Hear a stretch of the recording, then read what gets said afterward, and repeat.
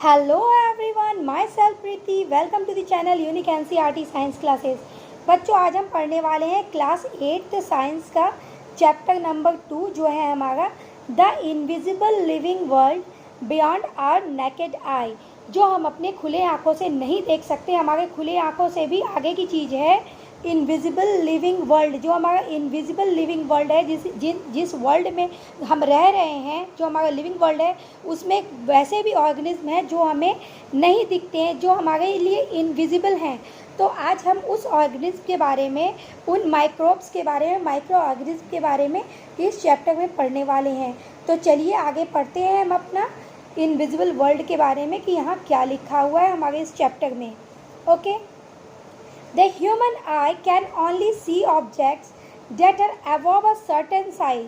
हमारा जो ह्यूमन आई है वो ऐसे ही ऑब्जेक्ट को देख सकता है जो 0.1 मिलीमीटर साइज तक के हों। उनसे छोटे साइज के जो होते हैं 0.1 मिलीमीटर साइज जो है वो हमारा क्या है, मैक्सिमम इतना बड़ा कम से कम कोई भी ऑर्गेनिज्म होना चाहिए जिसको हम अपने आँखों से देख पाएंगे। इनसे जो छोटे ऑर्गेनिज्म होते हैं, जो माइक्रोब्स में आते हैं, उनको हम अपने नेकेड आई से नहीं देख पाते। तो आज इस चैप्टर में हम उनके बारे में पढ़ेंगे, ठीक है।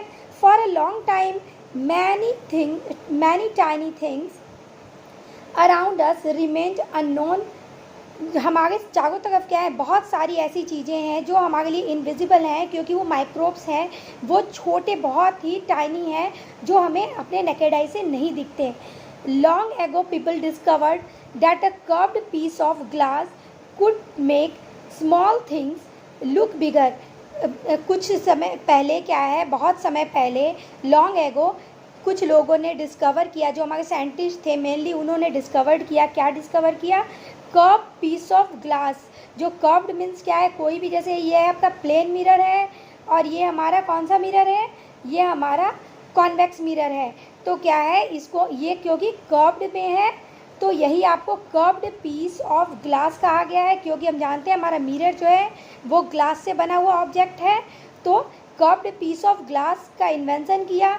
Could make small things look बिगर, जो छोटी चीज़ों को क्या कर सकता था, बड़ा करके दिखा सकता था। तो ये हमारा क्या बना, ये हमारा कॉन्वेक्स मिरर है, सॉरी कॉन्वेक्स लेंस है, जिसके ज़रिए हम छोटी चीज़ों को क्या है, छोटी सी चीज़ों को बड़े साइज में देख पाते हैं।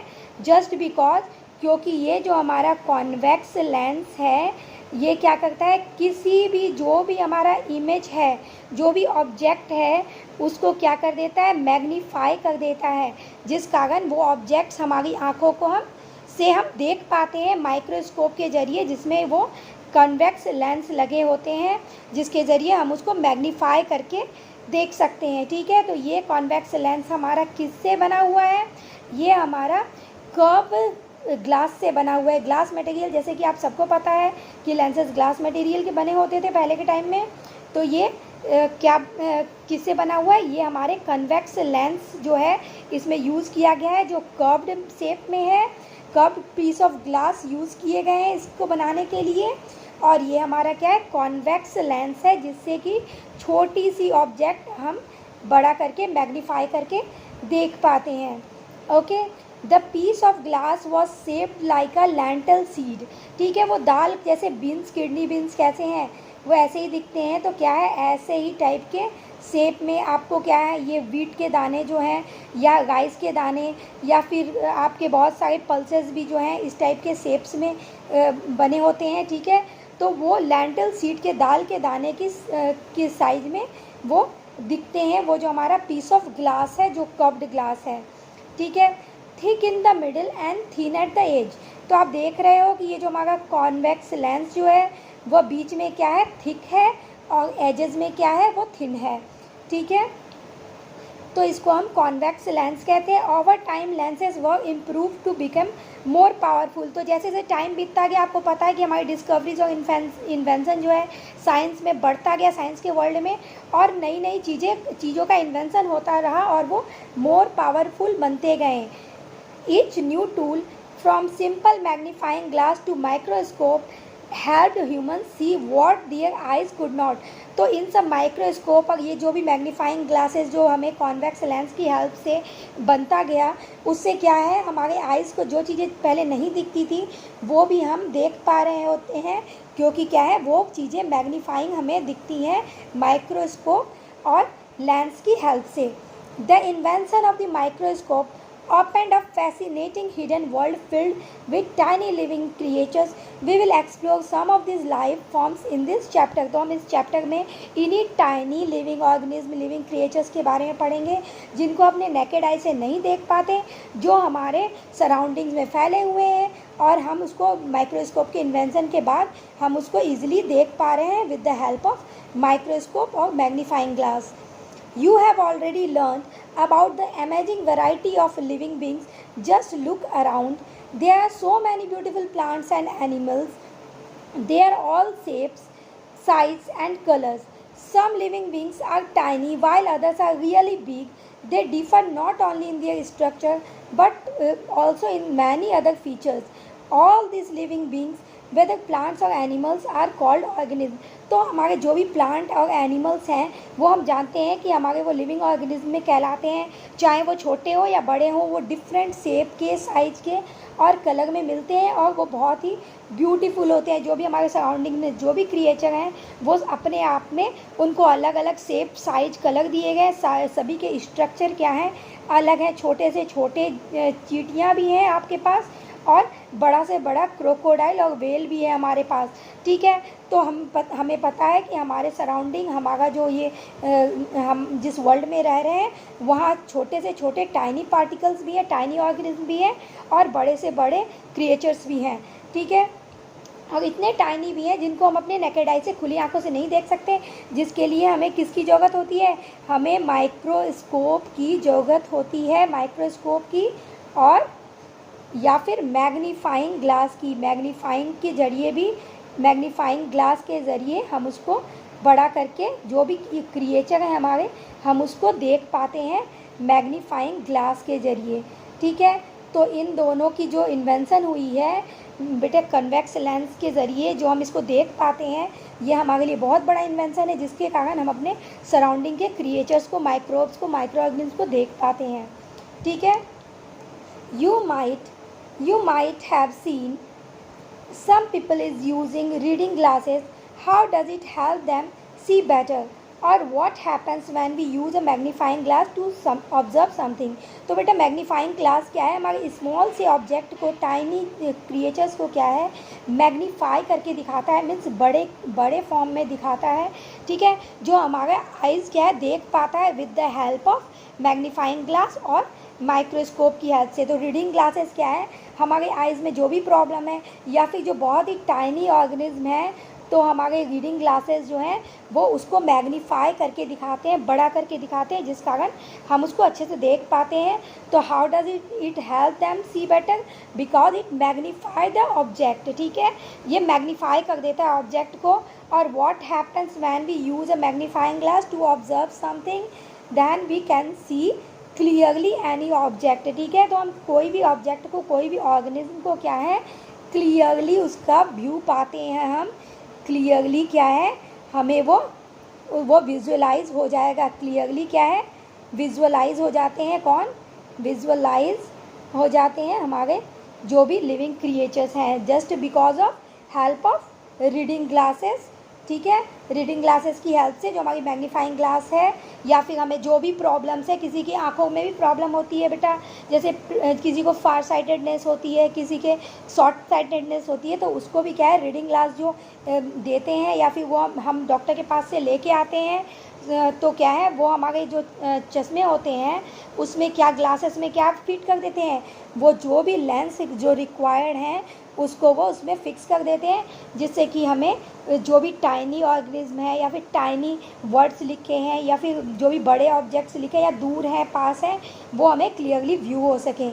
ठीक है, तो हाउ स्मॉल, सॉरी हमने एक क्वेश्चन यहाँ हमारा रह गया था, how small a thing can your eyes actually see. तो हम पहले ही इसके बारे में डिस्कस कर चुके हैं. 0.1 मिलीमीटर जो क्रिएचर्स की साइज होगी वही हम देख पाएंगे. उससे छोटे चीज़ हम नहीं देख पाएंगे, उससे छोटी चीज़ हमारा आँख नहीं देख पाएगा, ठीक है। उसके बाद हमें क्या हेल्प चाहिए होगी, हमें माइक्रोस्कोप की हेल्प चाहिए होगी। Activity 2.1 let us observe. Take a round bottom flask made up of glass as shown in figure 2.1, fill it with water. तो देखिए हमें ये 2.1 फिगर दिया गया है जिसमें राउंड बॉटम फ्लास्क लिया गया है, जिसका कि निचले का हिस्सा ग्लास का क्या है, वो राउंड शेप में है, ठीक है, गोल शेप में आप देख रहे हैं। और क्या किया गया है, ये ग्लास का एक ट्यूब लिया गया है, ग्लास का फ्लास्क लिया गया है, मीन्स ग्लास का जो हमारा ये यूटेंसिल है ग्लास का लिया गया है, ठीक है। Close the mouth of the flask with a कॉक, और इसके माउथ को क्या है पानी से फिल करके इसमें कॉक से इसको क्या किया है, क्लोज कर दिया गया है। Now place the flask on an open book and look at the letters around it. इसको एक बुक के पेज के ऊपर रख दिया गया है और फिर उसके ऊपर से क्या है रीड कर रहे हैं, उसके जो लेटर्स हैं उसको पढ़ने की कोशिश कर रहे हैं। जैसे आपको दिख रहा है ये एंटीबॉडीज़ ऐसे दिख रहा है कि जैसे हम पानी के आर पार शैडो देखते हैं ना, वैसे दिख रहा है कि जैसे वो क्या हो रहा है, इलेबोरेट हो रहा है, बड़ा होकर हमें दिख रहा है, ठीक है। Do you notice something interesting, क्या आप इसमें कुछ इंटरेस्टिंग आप देख रहे हैं, जैसा कि अभी हमने डिस्कस किया।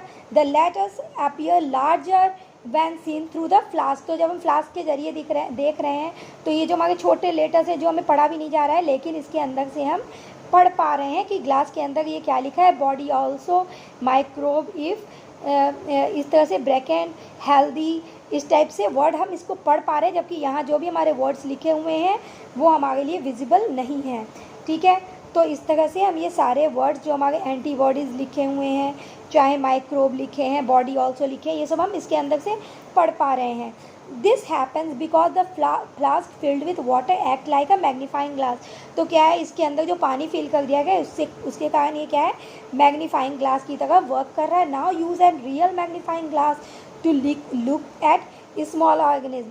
फिर हमें क्या कहा जा रहा है, हमें क्या कह रहे हैं कि हम फिर से एक मैग्नीफाइंग ग्लास को लेकर स्मॉल ऑर्गेनिज्म को देखने की कोशिश करेंगे, जैसा कि चींटी है, were you able to see the details of its body more clearly. तो आप इसके बॉडी को जैसे आप नॉर्मली देख पाते हो ना अपने नेकेड आई, उससे भी ज़्यादा से आप उसके बॉडी के हर एक एरिया को मैग्नीफाइंग ग्लास के थ्रू बड़ा करके देख पाएंगे। जैसे कि देखो ये वर्ड जैसे हमारा बहुत छोटा है, ठीक है, ये हमें फॉर अ लॉन्ग टाइम बहुत छोटा दिख रहा है। अब जैसे ही मैं इसको बड़ा करूँगी तो इसका क्या है, 5 गुना लार्ज व्यू हमें देखने को मिल रहा है ना, जैसे फॉर अ लॉन्ग टाइम कितना बड़ा दिख रहा है। तो वैसे ही जब मैग्नीफाइंग ग्लास को यूज़ करेंगे तो हमें वो लेटर या फिर वो एंट जो चींटी है वो हमें एंट क्या है, बड़ा व्यू उसका दिखेगा, ठीक है। उसके लेग्स कितने हैं, उसकी बॉडी का कलर क्या है, शेप क्या है, उसके लेग्स का नंबर कितना है, ये सारे हम काउंट कर पाएंगे। People were curious to explore the tiny organisms around them, but they could not see them with their naked eyes. So how did we finally discover the invisible world? अगर हम अपने खुले आंखों से नहीं देख पा रहे हैं तो हम कैसे डिस्कवर कर पाएंगे जो हमारे इनविजिबल वर्ल्ड में है। तो with the help of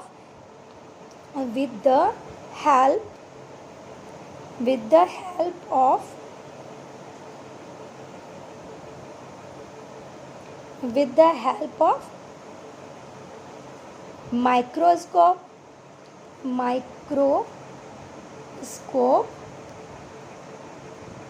और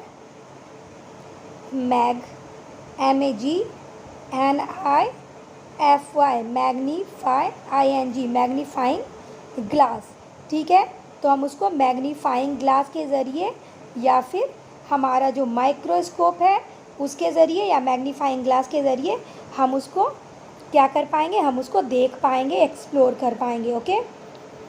तो बढ़ते हैं हम इसके साथ आगे। अपना क्या लिखा हुआ है हमारे बुक में, do you know which scientific discovery help us see the tiny world for the first time. Yes we already know, ठीक है। Do you know which scientific discovery help us see the tiny world for the first time. Yes we know and we explore by this chapter, okay. In 1665 a scientist name Robert Hooke, तो हमारे Robert Hooke थे जिन्होंने पहले cell की study की थी। Published a book called Micrographia, जिन्होंने एक बुक निकाला माइक्रोग्राफिया की।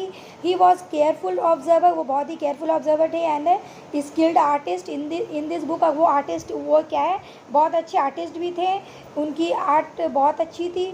He showed detailed drying of tiny things, वो जो भी टाइनी थिंग्स देखते थे माइक्रोस्कोप में ऑब्जर्व करके सबकी क्या है वो ड्राइंग निकाल लेते थे, वो ड्राइंग बना लेते थे। ठीक है, तो हम इस जो हमारे स्पेशल फैक्ट है हम उसको पहले अंडरलाइन कर रहे हैं। जैसे कि हमारा माइक्रोग्राफिया है, जो इन्होंने बुक बनाया था, हमारे जो साइंटिस्ट है उसका नाम क्या है, रॉबर्ट हुक है, जिन्होंने सेल की डिस्कवरी की थी फर्स्ट टाइम। ठीक है, सेल की डिस्कवरी की थी, और उन्होंने ड्राइंग बनाए जो भी उन्होंने टाइनी ऑर्गेनिज्म देखे उनके, क्योंकि वो बहुत अच्छे आर्टिस्ट थे। That people had never seen before, जो हमने पहले कभी नहीं देखा था। Things he saw using a tool he now call a microscope, जिसका पहले ही हमने जिक्र कर लिया था कि हम किसके ज़रिए देख पाते हैं, तो माइक्रोस्कोप के ज़रिए और हमारा जो मैग्नीफाइंग ग्लास था उसके ज़रिए। ठीक है, his microscope made things look 200 to 300 times bigger. तो आप समझ सकते हो ये जो छोटा ऑर्गेनिज्म है इसको हम 200 to 300 टाइम्स अगर बिगर करेंगे तो वो इतना बड़ा व्यू होगा। तो इससे क्या है, हम इजीली माइक्रोस्कोप के ज़रिए हम बहुत अच्छे से उसके हर एक पार्ट को रीड कर पाएंगे। Then what one would see with the unaided eye, one day he looked at a thin slice of cork and saw it was made of many small empty spaces. These compartments reminded him of a honeycomb. तो उन्होंने क्या किया, एक बार Kock जो जिससे हमने बंद किया था, रबड़ का जो कॉक था उसके एक सेल को इन्होंने स्टडी किया।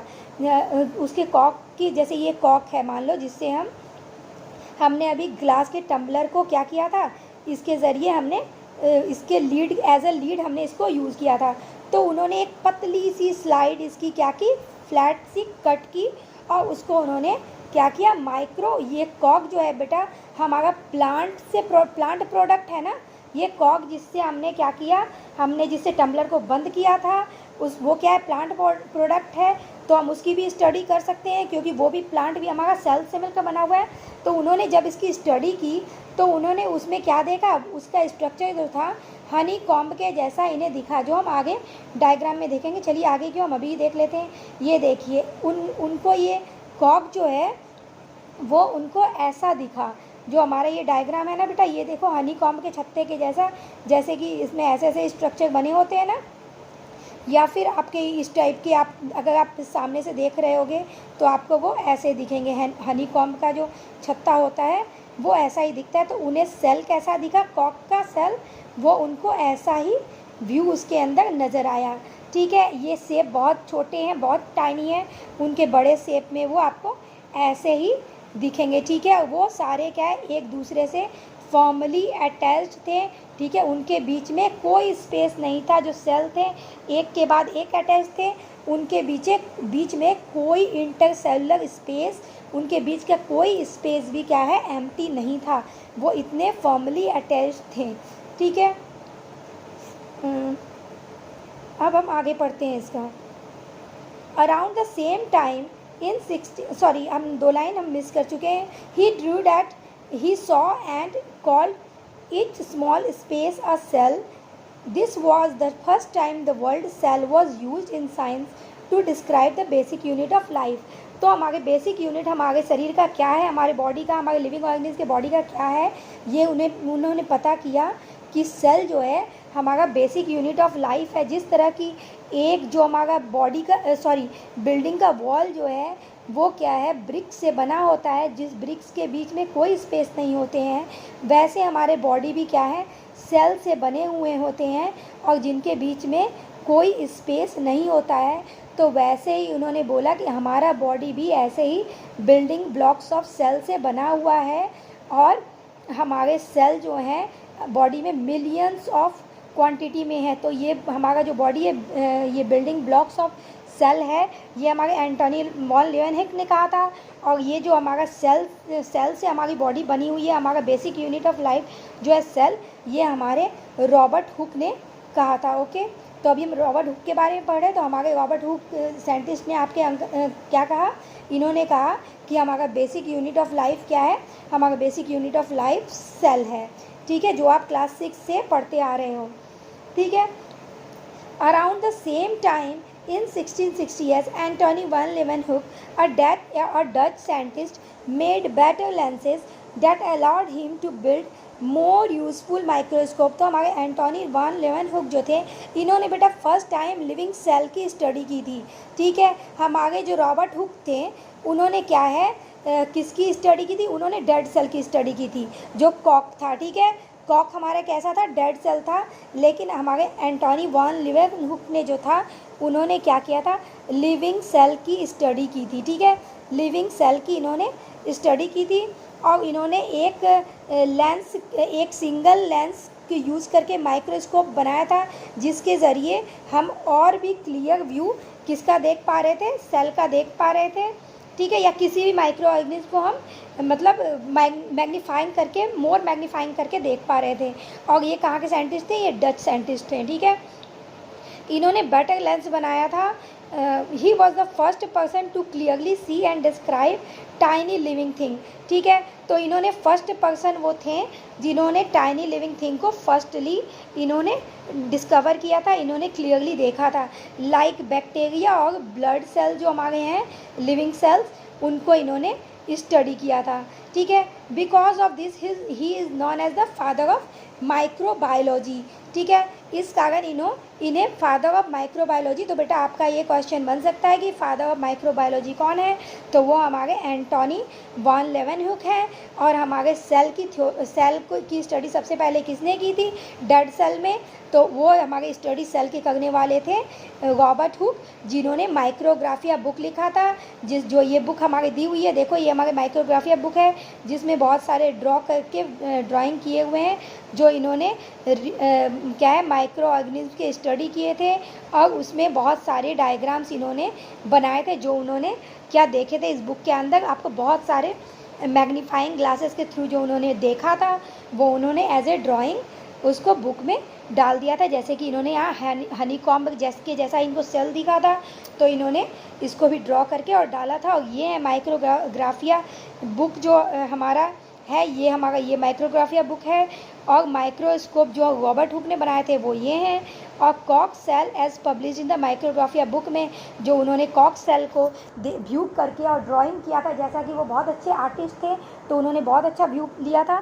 तो ये हमारा क्या है? ये हनी कॉम्ब है। ठीक है बेटा, तो हमारा ये वीडियो बहुत बड़ा होते जा रहा है, तो हमें थोड़ा सा फास्ट चलना होगा, थोड़ा फास्ट डिस्क्राइब करना होगा। ठीक है, और अगर आपको कोई भी चीज़ समझ में नहीं आई तो आप कमेंट बॉक्स में मुझसे फिर से पूछ सकते हो, और I will make you clear for this. Okay, all living what is cell? तो सेल हमें पता है, cell is the basic unit of life. ठीक है, all living things are made up of cells. You might wonder what cell actually look like. कैसा cell दिखता है वो हमने पहले देख लिया कि कॉक सेल कैसा दिखता है। Let us make a closer, अब हम लिविंग सेल हमने नहीं देखा है, वो हम आगे देखेंगे। Let us take a closer look at the basic structure of a cell using a microscope की हेल्प से। अब हम देखेंगे कि हाँ कैसा हमारा जो लिविंग सेल है वो कैसा दिखता है। Let us study a cell. Teacher demonstrative activity, जो टीचर आपको दिखाएंगे आपको लैब में, अपने स्कूल के लैब में। ठीक है, take a onion bulb from your kitchen or garden and wash it thoroughly with water. Cut the onion bulb vertically into pieces. Take one piece of onion and pull out thin transparent layer from its inner surface with the help of forceps. Forceps इस चिमटे को नाम दिया जा रहा है बेटा। This layer is called onion peel. Place the peel in a petri dish. Petri dish कोई भी डिश है जो इस शेप का है, जो डीपर है थोड़ा। ठीक है, containing a few drops of safranin for 30 seconds. This will give a pinkish colour to the cell and help us to see them clearly. तो अब हम इसको समझने जा रहे हैं। तो बेटा हमने क्या किया, अभी तक हमने कॉक को पढ़ा था जो कि डेड सेल था। अब हमारा ये प्लांट प्रोडक्ट है जो कि लिविंग है, लिविंग सेल हम जिसको कह सकते हैं, क्योंकि हम कहते हैं प्लांट क्या है, लिविंग है। ठीक है, प्लांट भी लिविंग ऑर्गेनिज्म में आते हैं, और हम ह्यूमन भी लिविंग ऑर्गेनिज्म में आते हैं। तो हमने क्या किया, एक बल्ब लिया, मीन्स होल हमने क्या लिया, एक ऑनियन लिया। ऑनियन को हमने वॉश किया और हमने उसको वर्टिकली काट के, और हमने इसका एक स्किन निकाला हल्का सा, और उसकी हमने फोर्सेप्स से उसको फोर्सेप्स यूज़ किया, चिमटा यूज़ किया, इसको निकालने के लिए, जो कि आपके प्रैक्टिकल बॉक्स में जब आप बड़े होगे ना, या फिर बहुत बच्चों ने अभी भी ख़रीद रखा होगा, या आप लैब में मैम को बोलोगे तो मैम दिखा देंगे, उसमें ये सारे टूल्स होते हैं, ठीक है। तो वो आपको फोर्सेप्स दिखा देंगी। तो फोर्सेप्स की हेल्प से उन्होंने क्या निकाला, एक थिन लेयर निकाला उसका, जिसको कि उन्होंने ऑनियन पिल का नाम दिया। उसको एक पेट्री डिश में रखा और उस पेट्री डिश में उन्होंने क्या किया, सैफ्रानिन डाला, जो कि हेल्प करता है हमें, जो हमारा जो ये ऑनियन का पिल जो हमने निकाला, ये क्या है, ये कलरलेस है। तो ये क्या है, pink colour, red colour stain उसमें छोड़ेगा, जो उसको पिंक या रेड कलर व्यू देगा। This will give a pinkish colour to the cell and help us see them clearly, और इससे हम उसको क्लियरली क्या कर पाएंगे, देख पाएंगे। With the help of thin brush transfer the onion peel to another petri dish containing water to rinse the peel and remove extra stain. इसके बाद देखिए हमें यहाँ दिया गया है हमारे फिगर में कि फर्स्ट जो हम कंटेनर लिए हैं उस पेट्री डिश में हमने क्या डाला, सैफ्रानिन डाला। दूसरे वाले में फिर हमने उसको दूसरे पेट्री डिश में ट्रांसफ़र किया, और फिर हमने उसमें क्या, उसको किस चीज़ से किया, पहले हमने इसको क्या चीज़ से, ड्रॉपर से सैफ्रानिन डाला, उसके बाद हमने ब्रश से उसको दूसरे कंटेनर में डाला, उसके बाद हमने उसमें वाटर ड्रॉपलेट्स डाला, और जो एक्स्ट्रा स्टेन थे सैफ्रानिन के उसको हमने उसमें निकाल दिया। उसके बाद हमने उसको ब्रश से लेकर दूसरे स्लाइड में डाला, और स्लाइड में डालने के बाद हमने उसमें थोड़ी ग्लिसरीन डाला, जिससे क्या हो, वो क्या है, मॉइस्चराइज रहे, ओके। और उसको रीडिंग में हमें आसानी हो, जो कि हमने सैफ्रानिन भी डाल दिया है, जिससे हमें उसका मोर क्लेरिफाई हमें वो दिखेगा, हमें हमारे सेल की स्टडी हमें अच्छे से हो पाएगी। उसके बाद हमने 5 में डायग्राम में देखा कि हमने क्या किया, स्लाइड के ऊपर दूसरा स्लाइड डाल दिया, और उससे पहले हमने जो एक्स्ट्रा हमारे जो भी ग्लिसरीन लगे हुए थे इसमें, उसको हमने वाइप कर दिया, ठीक है। उसके बाद क्या है, हमें उसको माइक्रोस्कोप में हम माइक्रोस्कोप के ज़रिए उसको देखने वाले हैं। तो चलिए हम रीड कर लेते हैं कि हमें क्या क्या हमने पढ़ तो लिया है, देख तो लिया है कि फिगर में हमें क्या क्या दिया गया है, साथ साथ हम देख लेते हैं कि क्या हमें राइटिंग में यहाँ कुछ एक्स्ट्रा भी दिए हैं या सेम एज दिया हुआ है। Now carefully place the stained onion peel on the glass slide using a thin brush, जैसा कि हमने यूज़ किया था। Ensure it does not break और fold, हमें ये ध्यान रखना है कि हम ब्रश से जब उठा रहे हों तो ना ही वो फोल्ड हो, ना ही वो टूटे, नहीं तो हम स्टडी उसकी अच्छे से नहीं कर पाएंगे। Put a drop of glycerine over the onion peel on the slide, the glycerine will prevent drying of the cell, जो हमें ड्राई करने से क्या है, ग्लिसरीन जो है हेल्प करेगा, ड्राई होने से बचाएगा। वो जो हमने वाटर में उस स्टेन वाटर में हमने डाला था, उससे पहले जो हमने सैफ्रानिन डाला था, तो अगर वो ड्राई एयर के कारण वो क्या है, ड्राई हो जाएगा, तो ग्लिसरीन क्या है, उसको मॉइस्चराइज करने में हेल्प करेगा, ड्राई होने में से बचाएगा। क्लैरिटी फॉर बेटर विजुअलाइजेशन, जिससे हम बेटर विजुअल कर पाएंगे। Slowly place the cover slip over a peel under a needle using a needle, sorry needle की हेल्प से हम उसको फिर से उसके ऊपर ले जाके डालेंगे। हमारा जो स्लाइड था उसके ऊपर रखा हमने उस पील को, और फिर हम उसके ऊपर कवर स्लिप डालेंगे, such that no air bubbles get trapped, जिसके कारण वह एयर के कांटेक्ट से बचेगा, उसमें कोई एयर बबल नहीं बनेंगे, ठीक है। यूज़ ब्लॉटिंग पेपर, जो हमने पहले ही डिस्कस किया कि हम एक्स्ट्रा जो ग्लिसरीन होगी उसको हम हटा देंगे। View a slide under a microscope, compare it with figure 2.3, तो हम उसको मिलाएंगे कि हमारा जो दोनों था डायग्राम उसमें क्या डिफरेंस है। View the slide under a microscope. अगर फोल्ड स्कोप बेटा हमारा एक होता है जो पेपर का बना हुआ फोल्ड स्कोप होता है, जो बहुत ही पोर्टेबल होता है, जिसको बच्चे आजकल ईजिली वो अवेलेबल भी हो जाता है, कम अमाउंट में आप परचेज कर सकते हैं। और बच्चे क्या है, अपने यूज़ के लिए जो भी उनको एक्सप्लोर करना है या फिर उनको कुछ देखना है, किसी भी बैक्टीरिया या फंगाई, ब्रेड माउल्ड वगैरह को, तो वो लार्ज व्यू में इसको देख सकते हैं। What similarities do you find in figure 2.3 and figure 2.3D? Sorry, तो ये हमारा दो डायग्राम दिया गया है। अगर हम इस डायग्राम में क्या देख पा रहे हैं, तो आप ये देख पा रहे हो बेटा कि ये जो हमारा ये क्या है, हमारा ब्रिक्स का वॉल बना हुआ है, और ये हमारा सेल है, जिसमें आप देख सकते हो कि यहाँ सेल वॉल है, ठीक है। सेल वॉल बेटा हमारे प्लांट सेल में होता है, क्योंकि हमारे प्लांट को प्रोटेक्शन की ज़रूरत होती है, क्योंकि हमारा प्लांट जो है बेटा एवर टाइम क्या है, बाहर रहता है, एटमॉस्फेयर में रहता है, इसको बारिश की मार झेलनी पड़ती है, इसको कड़ाके की धूप में रहना पड़ता है। जैसा कि हमारे बॉडी को जब हमें ठंडी लगती है, हमें धूप से बचना होता है, हमारे पास शेल्टर है अपना, लेकिन जो है हमारे जो प्लांट हैं उनके पास कोई शेल्टर नहीं है। ये आउटर एरिया में, आउटर लैंड एरिया में हमारे रह रहे हैं, टेरेस्ट्रियल एरिया में, तो इनको क्या है, प्रोटेक्शन की ज़रूरत है। इसलिए इनको सेल वॉल, एक एक्स्ट्रा वॉल दिया गया है, एक एक्स्ट्रा मेम्ब्रेन दिया गया है जो कि हमारे बॉडी में नहीं है। ठीक है, तो इसको हम आगे जाके एक्सप्लोर करेंगे। यहाँ मैंने आपको थोड़ा डिस्कस कर दिया बताने के लिए।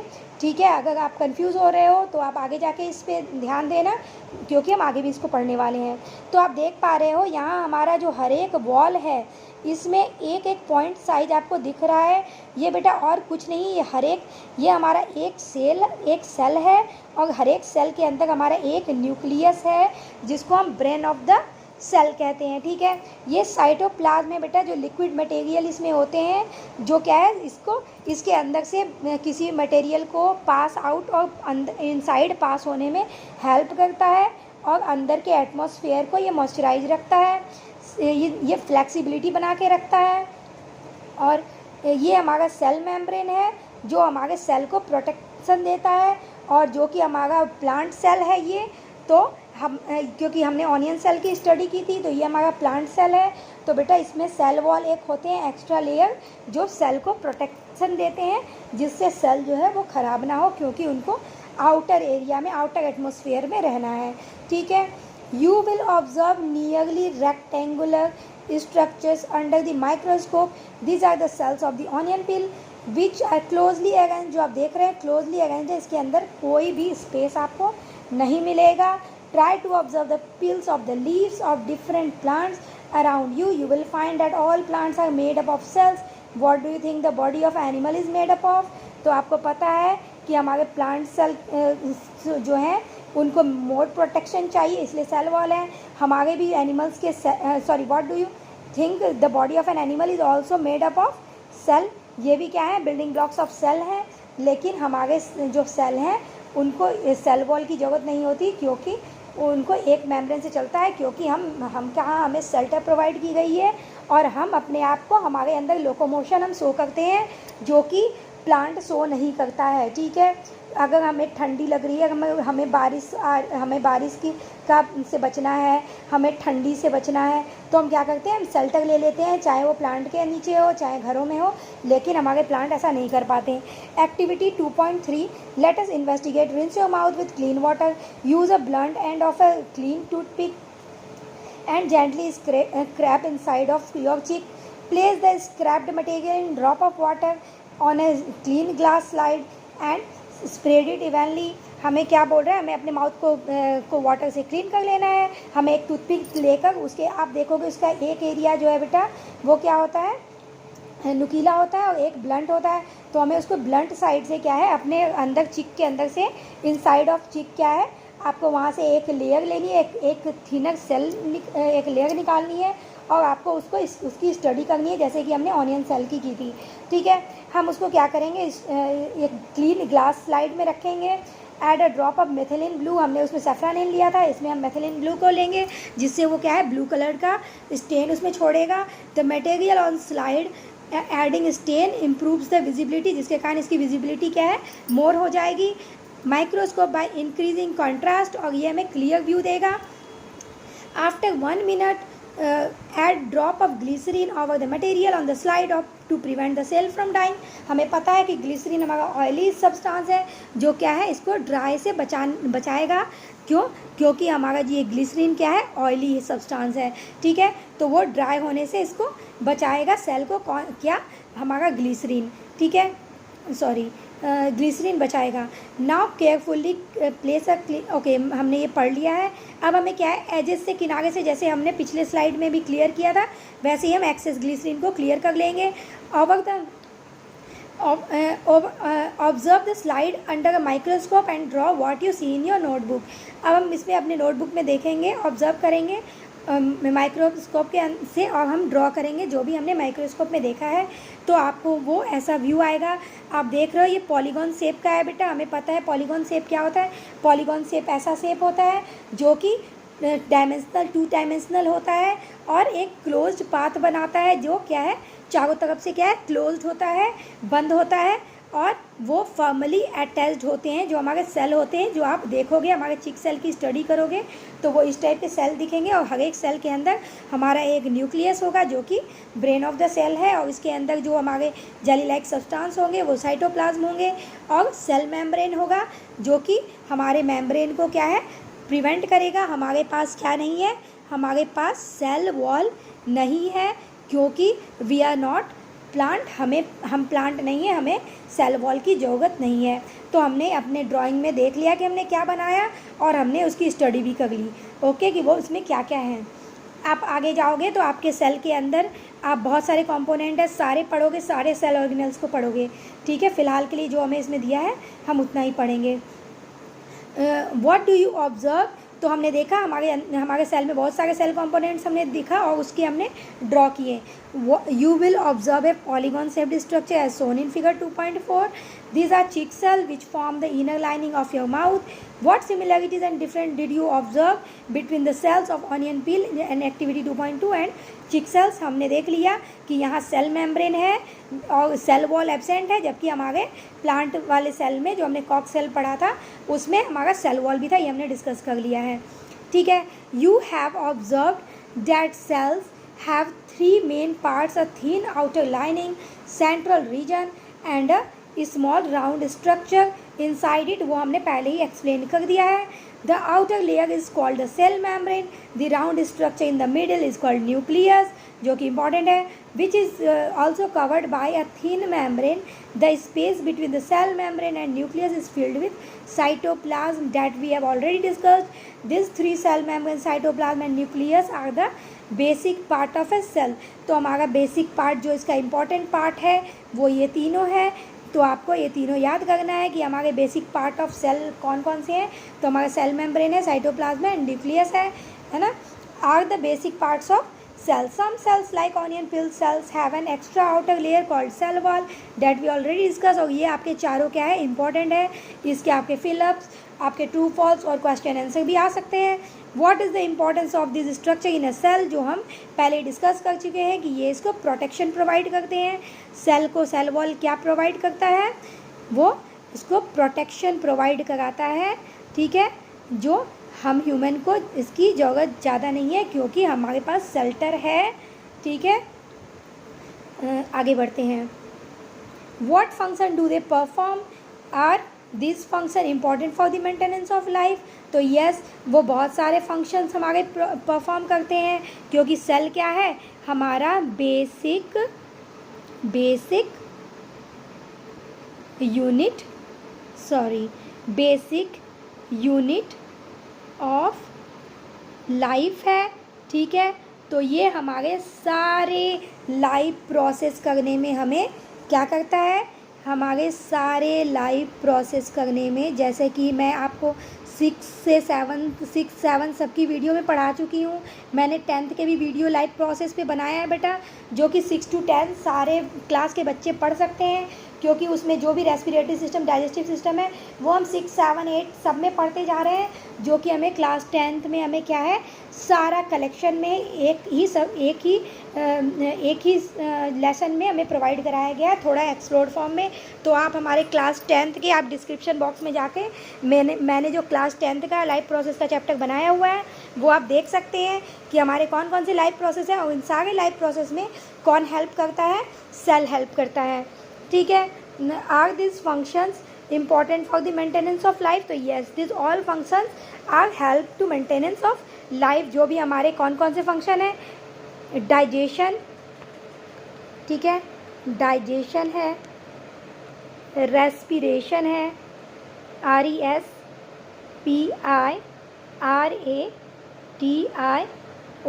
रेस्पिरेशन है, एक्सक्रेशन है, EXCRETION, तो हमारा एक्सक्रीशन है बेटा, डाइजेशन है, रेस्पिरेशन है, सर्कुलेशन है, ये सारे लाइफ प्रोसेस हमारी बॉडी में चलता रहता है, जिसके कारण वी आर लिविंग। अगर ये ना हो ये लाइफ प्रोसेसेस तो हम लिविंग नहीं बचेंगे। तो आप जाइए क्लास 10th के आप लाइव प्रोसेस जो मैंने वीडियो बनाए हैं, छोटे छोटे वीडियोज़ में बनाए हैं बेटा, और सारे डिफरेंट आपको मिल जाएंगे। जैसे रेस्पिरेटरी सिस्टम की एक अलग वीडियो होगी, डाइजेशन की सारी अलग होगी, तो आप वहाँ से इसको पढ़ सकते हैं। ठीक है। This cell membrane encloses the cytoplasm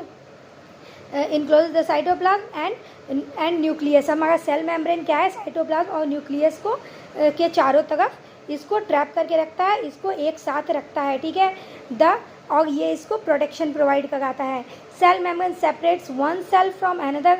और यह एक सेल देख रहे हो आप, एक सेल है, दूसरा सेल उससे अटैच है, तीसरा सेल उससे अटैच है, लेकिन उनके चारों तरफ ये जो अटैचमेंट है इसका नाम क्या है, तो यही है हमारा जो ऊपर का जो लेयर है, इसको ही हम क्या कह रहे हैं, यही हमारा सेल मेम्ब्रेन है, जो कि सेल को प्रोटेक्शन दे रहा है। ठीक है। सेल मेम्ब्रेन को, ये सेल मेम्ब्रेन जो है ये हमारे सेल को प्रोटेक्शन दे रहा है। It is porous and allows the entry of materials essential for ripe processes and the exit of waste material। तो हमारा ये सेल का जो सेल मेम्ब्रेन है बेटा, ये पोरस होता है, जिसके कारण जो भी हमारे सेल के लिए इम्पॉर्टेंट जो भी फैक्टर्स हैं वो अंदर जा सके, जैसे कि हमारा ऑक्सीजन है, हमारे ग्लूकोज हैं, वो सारे सेल के अंदर एंट्री कर सके। और जो भी वेस्ट हैं, जैसे कि हमारा CO2 है, और जो भी वेस्ट मटेरियल जो भी हैं, जो कि यूरिन के थ्रू या आपके एक्सक्रीशन से वेस्ट एज ए वेस्ट जो आपके फैकल प्रोडक्ट निकलते हैं, सारे आपके आउट हो सके। ठीक है। तो ये सारे बॉडी हमारा सेल से बना हुआ है, तो आपको पता है, तो हमारे सेल के अंदर ये सारे प्रोसेस होते रहते हैं, तो इसलिए हमारा जो सेल मेम्ब्रेन है वो पोरस है। ठीक है। ताकि वेस्ट मटेरियल क्या हो सके, इससे बाहर जा सके, और हमारे जो भी इम्पोर्टेंट मटेरियल हैं वो अंदर आ सके। Cytoplasm contains other components of the cell. Cytoplasm के अंदर क्या है बेटा, बहुत सारे कंपोनेंट्स और भी होते हैं, जो हमारे सेल के अंदर बहुत सारे ऑर्गेनल्स होते हैं, जो आप क्लास 9 में और 10 में पढ़ोगे। And compounds such as carbohydrate, protein, fats and minerals, salt, ये सारे क्या हैं, जो कि कार्बोहाइड्रेट है, इसको हम ग्लूकोज भी कहते हैं, जो हमारे अंदर क्या सेल में जाता है और वो ATP रिलीज़ करता है, जो एनर्जी हम अपने वर्कआउट करने के लिए, आप जो भी काम कर रहे हो उसमें एनर्जी जो यूज़ करते हो, तो वो कहाँ से मिलती है, जो कि हमारा कार्बोहाइड्रेट ATP में कन्वर्ट हो जाता है। तो वैसे ही प्रोटीन बेटा, फैट्स, मिनरल्स, ये सारे सॉल्ट क्या है, हमारे सेल में जाते हैं, वह वहाँ ब्रेक डाउन होते हैं और वो एनर्जी रिलीज़ करते हैं, जो हमारा बॉडी अपने लाइफ प्रोसेस को परफॉर्म करने में यूज़ करता है। such as carbohydrate, protein and fats and minerals, most of the life process takes place within the cytoplasm। तो ये सारे प्रोसेस कहाँ हो रहे हैं, साइटोप्लाज्म के अंदर ही हो रहे हैं, क्योंकि साइटोप्लाज्म हमारे सेल के अंदर है। ठीक है। Then nucleus regulates all activities that occur within the cell. It also regulates growth। और ये सेल की ग्रोथ भी कराता है। और जब सेल की ग्रोथ होगी तो सेल क्या है, सेल आपके सारे सेल मिलकर क्या बनाते हैं, सेल हमारे बहुत सारे cell, different types of cells मिलके क्या बनाते हैं, हमारे टिश्यू बनाते हैं। और टिश्यू, बहुत सारे डिफरेंट टाइप्स ऑफ टिश्यू मिलके क्या बनाते हैं, वो हमारे ऑर्गन बनाते हैं। ठीक है। ऑर्गन, और हमारा ऑर्गन क्या बनाता है, ऑर्गन सारे मिलके हमारा ऑर्गन, ORGAN, ऑर्गन सिस्टम बनाते हैं। ठीक है। तो इस तरह से आप देख रहे हो, सेल जो है हमारा बिल्डिंग ब्लॉक्स है, हमारे बॉडी में मिलियंस ऑफ सेल हैं, और वो सारे मिलकर टिश्यू बनाते हैं, और टिश्यू मिलकर ऑर्गन बनाते हैं, और ऑर्गन मिलकर ऑर्गन सिस्टम बनाते हैं, और इन्हीं ऑर्गन सिस्टम से हमारा बॉडी बना हुआ है, और जिसके कारण हमारे सारे लाइफ प्रोसेसेस हमारे बॉडी के अंदर परफॉर्म हो पा रहे हैं। ठीक है। अगर बेटा आपको कोई भी प्रॉब्लम हो रही हो, इसके कहीं भी अगर आपको कुछ पॉइंट या कुछ समझ ना आ रहा हो, तो आप कमेंट बॉक्स में मुझसे पूछ सकते हैं। मैं आपके लिए उसके लिए फिर से आपको ये सॉल्व करा दूंगी, और आपके लिए अलग से वीडियो उसके बना दूंगी। ठीक है। This cell wall is the plant cell, provides rigidity and strength to plants. This is why all cells are arranged compactly with each other and look firm in structure as we already discussed. ठीक है। लेकिन ये आपके fill-ups में भी आ सकते हैं कि dash in the plant cell provides rigidity and strength, तो आप इसमें डालोगे सेल वॉल। ठीक है। इसके आपके ट्रू फॉल्स भी आ सकते हैं, फिलअप्स भी आ सकते हैं, या फिर आपके सेल वॉल यहाँ लिखा हो सकता है, और आपको यहाँ रिजिडिटी एंड स्ट्रेंथ की जगह ब्लैंक मिल सकती है, जो कि आप रिजिडिटी एंड स्ट्रेंथ लिखोगे कि वो प्रोवाइड करता है कौन, हमारा सेल वॉल। ठीक है। तो ये आपके ट्रू फॉल्स भी हो सकते हैं, और आपके फिलअप्स भी हो सकते हैं, डेफिनेशन भी हो सकते हैं, क्वेश्चन आंसर भी हो सकते हैं, कि आपके प्लांट सेल को रिजिडिटी एंड स्ट्रेंथ कौन प्रोवाइड करता है, या आपका सेल वॉल क्या फंक्शन है। और step further, cell in all parts of a plant, tiny rod shaped structure called plastids. some plastids like chloroplast contain chlorophyll which makes them green and helps in photosynthesis। तो हमें पता है plastids क्या है बेटा, plastid हमारा ऐसा organelles है जिसके जो प्लांट सेल में होता है और उसके अंदर क्लोरोप्लास्ट होते हैं जिसमें ग्रीन पिगमेंट होता है। तो हम इनडायरेक्टली कह सकते हैं कि प्लास्टिड जो है हमारे वो ग्रीन पिगमेंट को क्या करता है, हमारे ग्रीन पिगमेंट को वह स्टोर करता है, वहाँ उसकी स्टोरेज होती है, ठीक है, जिसके कारण हमारा जो फोटोसिंथेसिस का प्रोसेस है वो हो पाता है। अगर वो ना हो तो हमारे ग्रीन कलर हमारे प्लांट्स को नहीं मिल पाएगा और हमारा प्लांट फोटोसिंथेसिस नहीं कर पाएगा। In non green plant they help in storage of substances. Non green plant में वो सिर्फ स्टोरेज का काम करते हैं। Plant cells also have a large empty looking space called a vacuole. तो आपको यहाँ नीचे दिया गया है बेटा, ये है हमारा प्लांट सेल, ये है एनिमल सेल। आप देख रहे हो इसमें वैक्यूल कितने बड़े बने हुए हैं जो कि हमारे प्लांट सेल को टर्जिडिटी एंड रिजिडिटी प्रोवाइड कराता है। इसके अंदर वेस्ट भी होते हैं, एक्स्ट्रा वाटर भी इसमें स्टोर रहते हैं, ठीक है, और इसके जो भी एक्स्ट्रा चीज़ें होती हैं वो वैक्यूल में स्टोरेज होती है। इसलिए यह प्लांट सेल का 50% से एक्स्ट्रा पार्ट में ये वैक्यूल रहता है, ठीक है, और ये इतना बड़ा साइज में है आप देख रहे हैं। जबकि हमारे एनिमल और बॉडी में या फिर हमारे जो हम भी एनिमल में ही ऐसे आते हैं, हम एनिमल और भी human are come in same category. तो हमारे भी वैक्यूल जो है छोटे होते हैं क्योंकि हम क्या है प्लांट के जैसा वाटर को इतना ज़्यादा अपने अंदर स्टोर करके नहीं रखते, ठीक है। And maintain the shape of the cell, और वो सेल के शेप को मेंटेन रखते हैं। जैसा कि हमने बात किया कि वो क्या है वेस्ट को स्टोर भी करते हैं, उसको निकालने में जब स्टोर करेंगे तो फिर टाइम टू टाइम उसको रिलीज़ भी करेंगे, ठीक है। Plant cell store important substances, और वो प्लांट सेल के इम्पॉर्टेंट सब्सटेंसेस को भी स्टोर करके रखता है। तो ये सब सारे काम कौन कर रहा है, तो प्लांट में जो बड़ा एरिया जो ये ले रहा है, जो बड़े एरिया में जो फैला हुआ है वो हमारा वैक्यूल है, जो कि इनका स्टोरेज स्पेस है और वो वहाँ से वेस्ट को निकालता भी है, वेस्ट को स्टोर भी करके रखता है और उसको टर्जिडिटी एंड रिजिडिटी भी प्रोवाइड कराता है, ठीक है, और स्ट्रेंथ और सपोर्ट भी वो क्या किसको देता है, प्लांट को देता है। In animal cell vacuoles are usually not present, if present they are usually small, ठीक है। तो किसी में नहीं होता, अगर किसी में होता है तो वो छोटे होते हैं, ठीक है। This small vacuoles store certain substances like dissolve in water, so a cell is not just a simple bag of liquid, it is complex structure। तो हमें पता है जिससे हमारा बॉडी बना हुआ है बेटा वो सिंपल तो कभी हो नहीं सकता है, क्योंकि इसी सेल से हमारा बॉडी बना हुआ है, तो इट मस्ट बी कॉम्प्लेक्स। तो वो क्या है, एक कॉम्प्लेक्स है स्ट्रक्चर है, made up of many different parts, each with its own special function to allow the cell and it turn the entire organism to work। तो बेटा ये सारे हमारे क्या है, सेल के कंपोनेंट्स हैं जो आप देख सकते हो। कुछ हैं जो हमारे एनिमल सेल में नहीं है और कुछ हैं जो प्लांट सेल में है और हमारे सेल में नहीं है। तो ये हमारा डिफरेंट है बेटा। देखो सेल वॉल प्लांट में है, हमारे में नहीं है। सेल मेम्ब्रेन हम दोनों में है, एनिमल और प्लांट दोनों में। न्यूक्लियस हम दोनों में है क्योंकि ये इसका मेन पार्ट है, जैसा कि हमने पढ़ा है। न्यूक्लियस, सेल मेम्ब्रेन और साइटोप्लाज्म हम दोनों में है। वैक्यूल क्या है, कुछ ऑर्गेनिज्म में नहीं होते हैं, कुछ में होते हैं जो स्मॉल अमाउंट में होते हैं, स्मॉल एरिया में होते हैं, ठीक है। और वैक्यूल क्या है, इसमें बड़े से होते हैं जो इनको स्ट्रेंथ प्रोवाइड कराते हैं और इनके स्टोरेज स्पेस है। माइटोकॉन्ड्रिया वो जो दोनों में होते हैं, जो हमारा पावर हाउस है जो एनर्जी रिलीज़ करता है, ठीक है। तो इस तरह से हमने अपने प्लांट सेल और एनिमल सेल को डिस्क्राइब कर लिया और पढ़ भी लिया। वी हैव नाउ, हमारा ये वीडियो बहुत बड़ा होता जा रहा है तो हम इसको 5 मिनट में बेटा जैसे भी इसको ख़त्म करते हैं और हम दूसरे वीडियो में फिर एक्स्ट्रा पार्ट, इसके रेस्ट पार्ट बनाएंगे। We have now understood the basic structure of cell, हम अपने बेसिक स्ट्रक्चर ऑफ सेल को समझ सके हैं। And we now also understand that plant and animal cells differ in shape and structure, जो हम समझ चुके हैं। Do different animal cells also vary in their shape and structure, तो यस हमारे एनिमल सेल भी हैं, वो डिफरेंट इन स्ट्रक्चर होते हैं। ये देख रहे हो बेटा, ये आपके स्पिंडल शेप में दिया गया है, ठीक है। इस शेप को हम ये मसल्स इस शेप में होते हैं जो हमारे बॉडी में कॉन्ट्रैक्शन एंड रिलैक्सेशन करते हैं, इस कारण इनका स्ट्रक्चर इस तरह का है। ये हमारा नर्व सेल है, देख रहे हो आप। इनका काम है मैसेज पहुंचाना ब्रेन के थ्रू, हमारे पूरे बॉडी को क्या है कोऑर्डिनेट कराना। इसलिए देख रहे हो ये किस टाइप्स के बने हुए हैं, जैसे कि हमारे प्लांट के रूट हैं। और बेटा ये नर्व सेल क्या है, आप जैसे यहाँ देख रहे हो तो क्या है हमारा, फिर इसके आगे ऐसा ही पूरा नर्व सेल का एक पूरा का पूरा हमारे बॉडी में जो स्पाइनल कॉर्ड के से होके पूरा सेंट्रल सिस्टम में ब्रेन से होके अटैच्ड है, हमारे पूरे बॉडी में फैला हुआ है ये नर्व कॉर्ड। और इस तरह से ये फैले हुए हैं, एक से जुड़े हुए दूसरे हैं।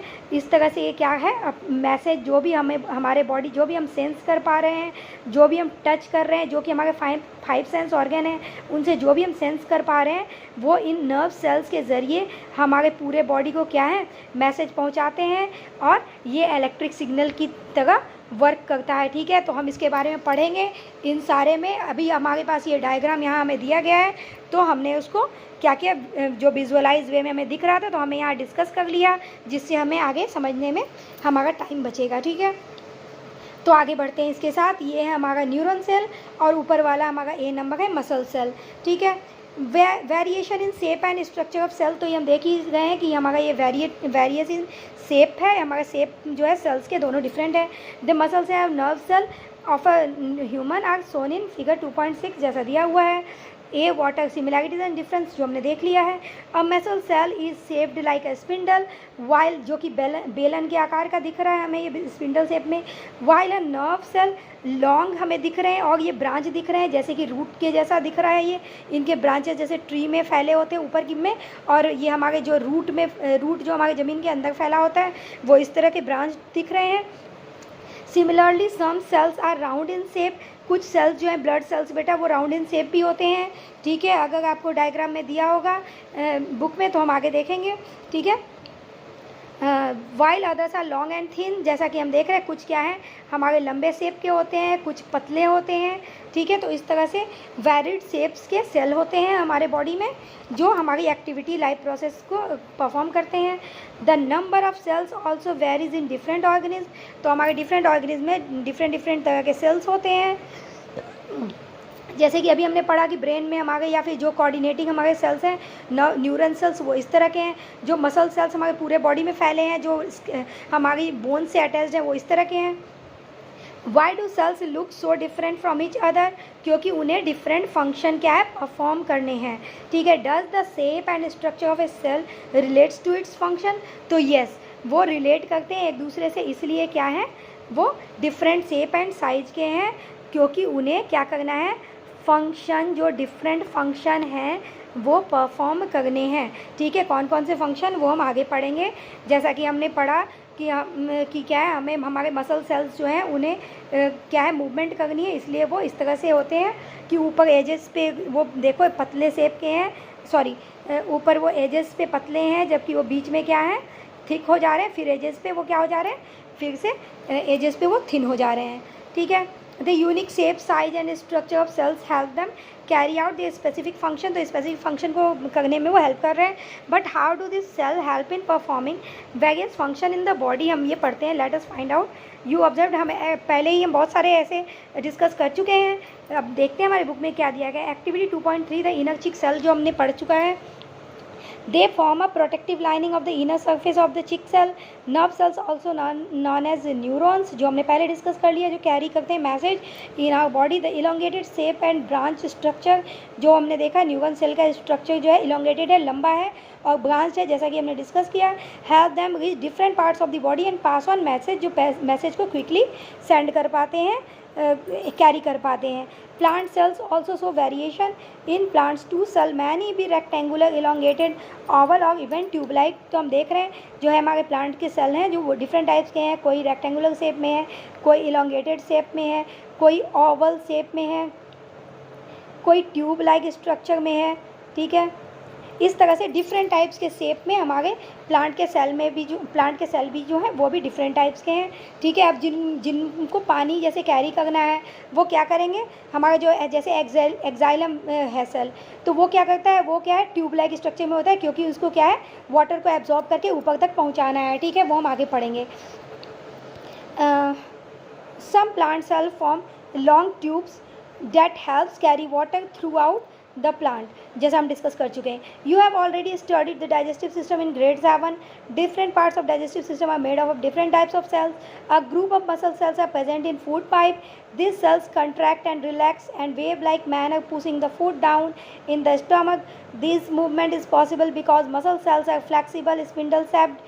तो क्या है, हमारा जो मसल सेल्स है वो कैसा है, स्पिंडल शेप्ड है और फ्लैक्सीबल है, स्पिंडल शेप्ड है और स्पिंडल शेप्ड है और फ्लेक्सिबल है, जिसके कारण जो हमारा ये हमारा फूड पाइप है उसमें क्या हो रहा है, कभी कॉन्ट्रैक्शन हो रहा है, मीन्स यहाँ आप देख रहे हो दब रहा है, मीन्स कॉन्ट्रैक्शन हो रहा है, कभी रिलैक्सेशन हो रहा है. ठीक है, यहाँ से आपके फूड आ रहे हैं, यहाँ कॉन्ट्रैक्ट हुआ तो फूड नीचे गया, फिर यहाँ कॉन्ट्रैक्ट होगा तो फिर फूड नीचे जाएगा. इस तरह से कॉन्ट्रैक्शन और रिलैक्सेशन होता रहेगा और इस प्रोसेस को हम पेरिस्टाल्सिस मूवमेंट कहते हैं, जिसके ज़रिए ऑल ओवर द ये इसोफेगस क्या है, फूड क्या है, वहाँ से होकर नीचे जाता है और हमारे स्टमक में पहुँचता है, जो कि आप डिस्क्रिप्शन बॉक्स में मेरे जो क्लास 10th की वीडियो मैंने लाइव प्रोसेस की बनाई है उसमें आप डाइजेस्टिव सिस्टम में जाके पढ़ सकते हो. ठीक है, या फिर क्लास 7th की भी मैंने वीडियो बनाई है, उसमें भी आप देख सकते हो, जो हमारे पिछले बुक NCERT में थी.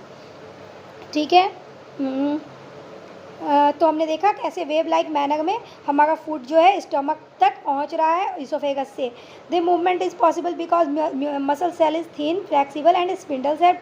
तो आपको एक क्वेश्चन आ सकता है कि हमारे मसल सेल्स जो इसोफेगस में होते हैं वो कैसे होते हैं, तो वो फ्लेक्सिबल होते हैं और स्पिंडल शेप्ड होते हैं. The stomach also has different types of cells for performing different functions.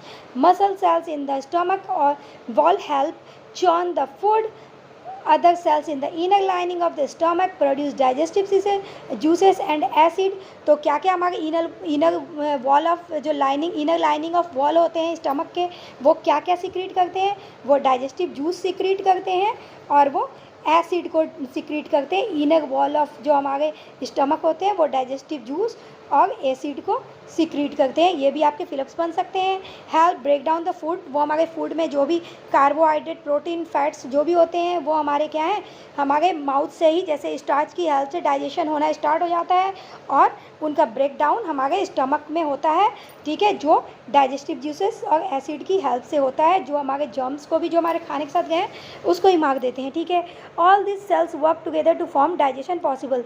तो ये क्या है, हमारे डाइजेशन को पॉसिबल बनाते हैं. बेटा हमारा ये वीडियो बहुत बड़ा हो चुका है, बहुत ये लार्ज हो गया है, तो आपको पढ़ने में एक साथ परेशानी होगी, इसलिए मैं यहीं पे अपने वीडियो को ख़त्म करती हूँ. अगर ये वीडियो आपको इन्फॉर्मेटिव लगी होगी तो please share and like my channel and subscribe my video channel. Okay, thanks for watching my video.